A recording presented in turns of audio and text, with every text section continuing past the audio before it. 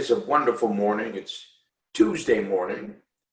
For those of you who have lost count, lost time, lost connection with who you are, where you are, what you're doing, why you're doing it, we're here, Jew to Jew, Rabbi to Wandering Jew, Rabbi Levi Cunin, Wandering Jew Michael E. Gerber, discussing the matters of life and death and everything in between, and doing a poor job of it, a great job of it, but here we are nonetheless, showing up as best we can every morning at 8 o'clock to get you to engage in the conversation. If not with your rabbi, if not with your minister, if not with your priest, if not with your pastor, if not with your wife, if not with your husband, if not with your children, at least with yourself, to understand that the vote you make this November better be a vote for you. Better be a vote for you. It better be a vote for you. Because that's the one you're going to go to work on to transform the life you're living in order to come to the realization that you were born in the image of God, which means you were born to create, which means you were born to create a world fit for God. And that's this Wandering Jew's philosophical reduction of all things to here and to now. Just got back from Chicago. Rabbi Levi Cunin, how are you this morning? Baruch Hashem, good to see you, Rabbi Michal. Welcome back from Chicago. Thank you. I heard this morning that it was the most violent weekend it's had since 2018. I don't take credit for that. Well, I'm glad to hear that. I'm doing well. In fact, we're just a few days away from the holiday of the giving and the receiving of the Torah. So when you say about voting in November, I think it's actually today. To make the vote for yourself today is something that's a great calling every day. And in fact, when the Jewish people received the Torah, they chose to receive the Torah. In other words, our Medrash tells us that, number one, there are prophets amongst all nations of the world. Number two, before the Torah was offered to the children of Israel, it was offered to the prophets of the other nations of the world. But they chose not to take it. Each one for a different reason. One because it said, do not steal. Another one because it said, do not murder.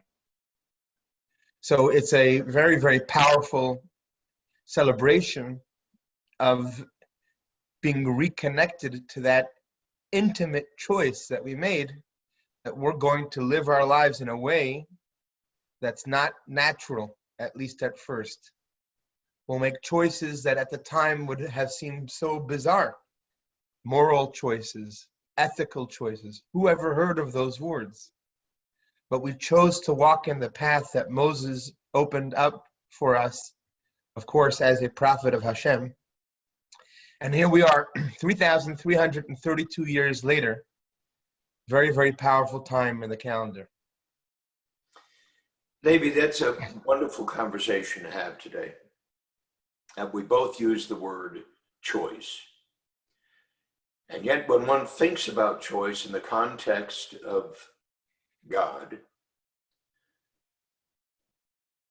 it raises a serious question about, do we choose at all? And if we choose, how do we choose? So I'd love for you to talk about that. So I'll share with you about that, but a certain story, of course, comes to mind about... Levi, everybody who's listened to us from this point back to the very beginning, it always reminds you of a story. And I want everybody to hear this, because this is a very important piece of this puzzle, that neither Levi nor I know what our conversation is going to be about before we have it. There is no plan. I get up, I say what I'm going to say. Levi gets up, he says what he's going to say, but I absolutely guarantee you there's a story. And the miraculous thing is the story is always pointedly key to what we're talking about. Now that's a gift. Go on, Levi. Baruch Hashem, I thank God for my teachers and my Rebbe. So the story is about the time of the third Chabad Rebbe. This is 200 something years ago.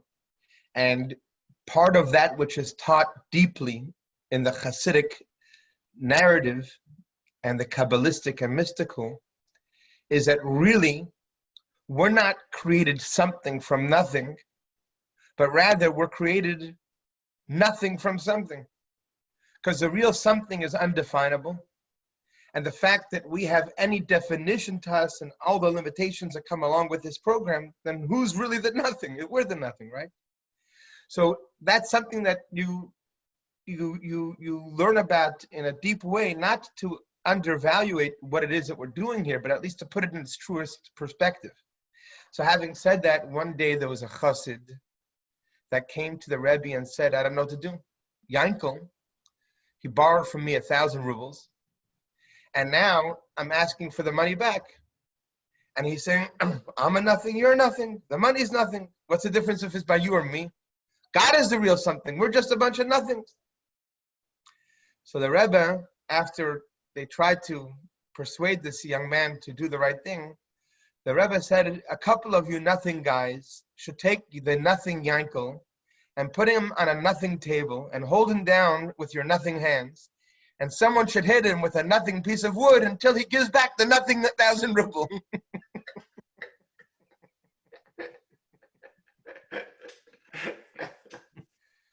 That didn't really happen. That really happened, by the way. I'm not kidding. That's a real story. I got it. You know, sometimes people have to come into submission in different ways. Yes. You know? But the thing is the following: that when it comes to choice, there's choice. Yes, when it comes to choice, there are the choices that we're asked to make, and then there's what happens. So the choices that we're asked to make, Hashem has given us a very unique power, and that power is that you can make a choice. You're the only creature that could do that to the degree where you can make a choice against your own nature. Say that again. You could choose to make a choice that's against your own nature. If you, let's say a person is very cheap and someone comes to them to ask for charity and they just can't handle everything about their nature, they don't want to give away money. They still have the ability to make a choice either to give or not to give. We are the only creatures that have that kind of ability. So here's the deal. Yes, we have choice, and we are asked very, very deliberately in the Torah for us to see that before us is life and death, good and not good, and we should choose life. Yet at the same time, there is a very bigger narrative going on, a much grander narrative, which makes it as such that sometimes our choices are not really free choice.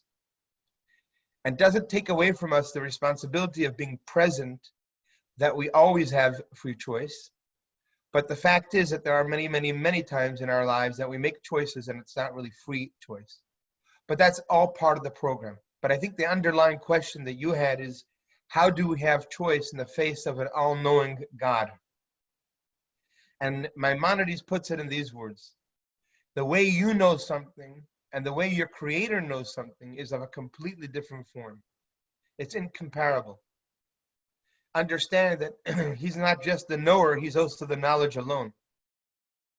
So the fact that we cannot wrap our minds around how is it possible that I'm going to be the one to make a choice and my creator didn't have that foreseen already beforehand, in a longer conversation, one would discover that it's an unreasonable question based on the fact that the way that we're built in a certain confine, in a certain program, which limits us from being able to understand the knowledge that we're talking about, if that makes enough sense to you.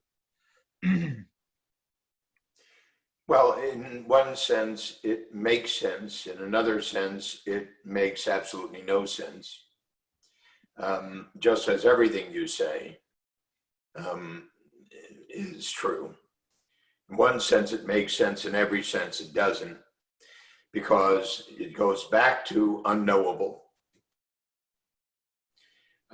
When one day we suddenly see that we're able to discover what the universe was like 11 trillion years in the past, we suddenly come face to face with the ponderable that's imponderable. A span of 11 trillion, call them years, in the past, in this unknowable, incapable of being experienced reality that can't be described, can't be defined, can only be pointed to, and then to come to the understanding, as it's been posited by Judaism, as it's been posited 3,332 years ago, that everything was created by our Creator. We come face to face with that, of course it's unknowable. And in the face of that, where this tiny mite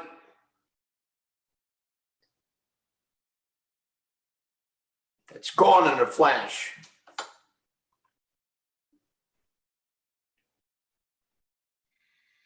completely ununderstandable.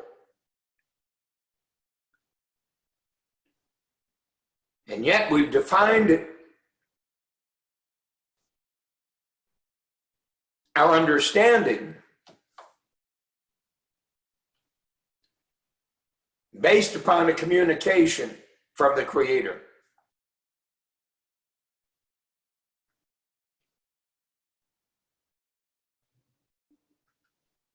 So when I say it's understandable, you must understand it's not.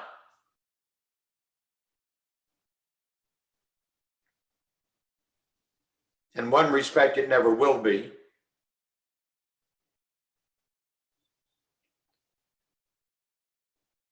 And yet I get older. On my way next month to my 84th birthday, Baruch Hashem, God willing. And I swear I'm no smarter today than I was the day I was born.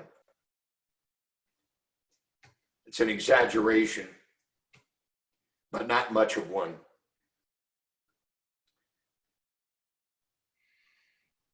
So here we are. And your answer to that was to study Torah. Let me just put it in other words.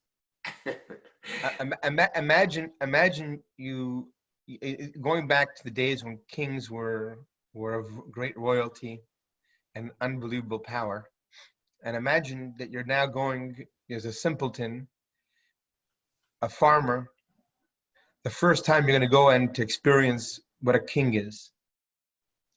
And when you come into the palace, you start seeing things you've never seen before. You get stuck looking at them.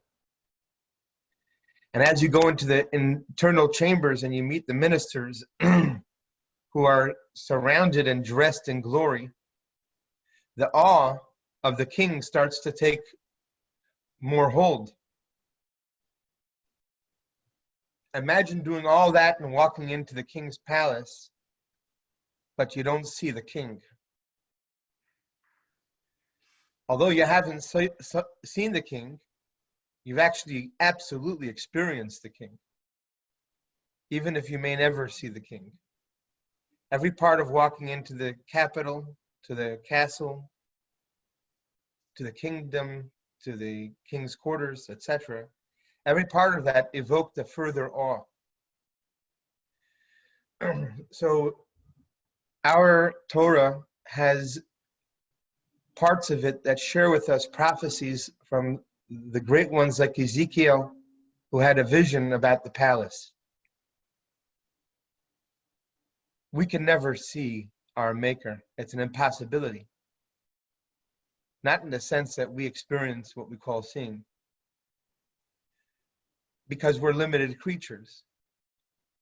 But through our prophets and through the teachings and the communications that come from our Maker through the words and teachings of the Torah, what we do get to slowly experience, especially as we study the more esoteric teachings of what these prophecies are all about, we get to experience the palace that gives us a sense of that awe. Although we don't get to see the face of the king, we get to be connected to the essence of the king.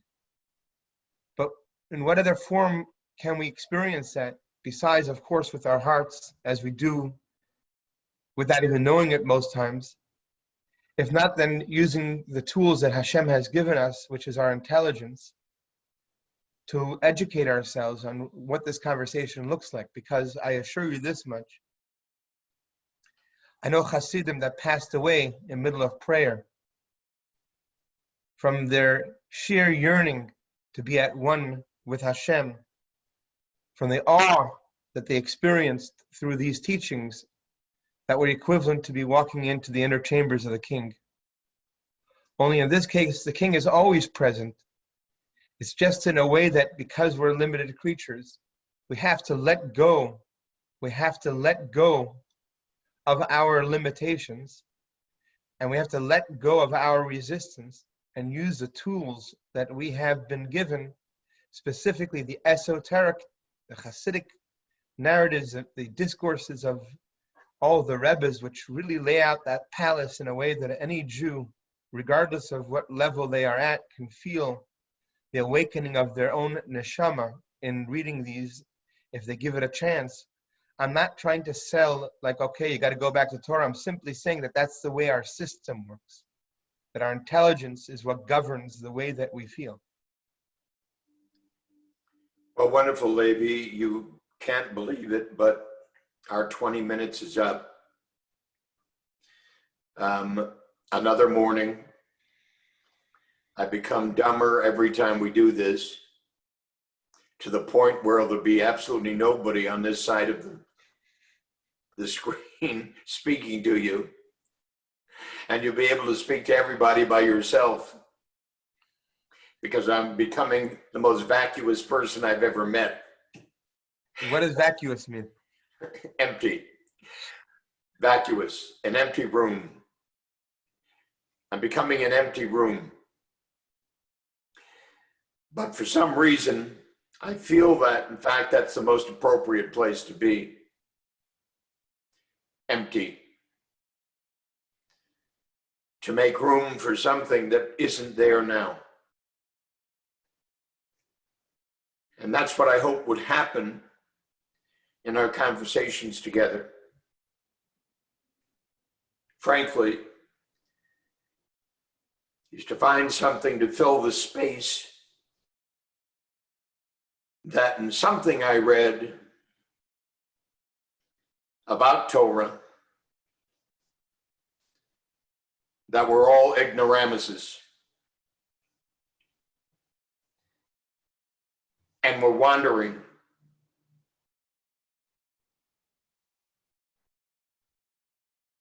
Without knowing, to discover why we're here. So why are we here?